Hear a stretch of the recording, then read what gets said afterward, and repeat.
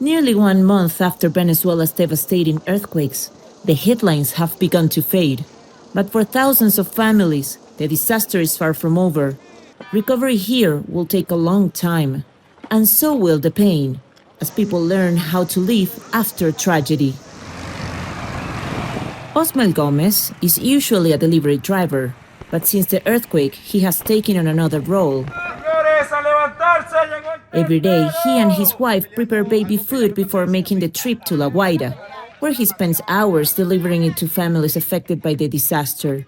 What began as a simple act of solidarity has become a daily commitment to helping some of the community's most vulnerable survivors.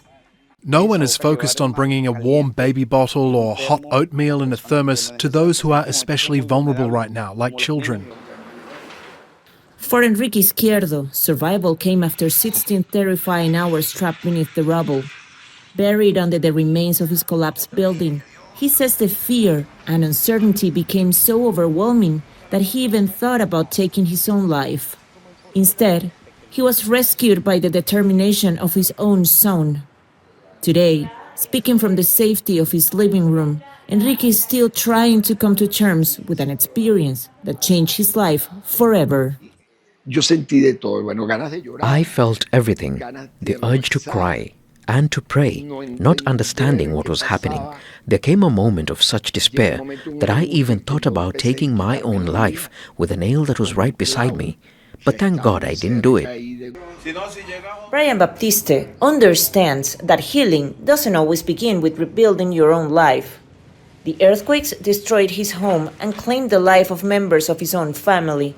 Yet, instead of stepping away, he now spends his days organizing donations and helping other survivors across La Guaira. He says it's his love for his hometown and for the people who still call it home that gives him the strength to keep going. My love for La Guaira, my love for my family, and that calling to serve and be present are what gives us the strength to keep making this contribution in solidarity. Nearly a month later, the devastation caused by the earthquakes is no longer measured in collapsed buildings and casualty figures.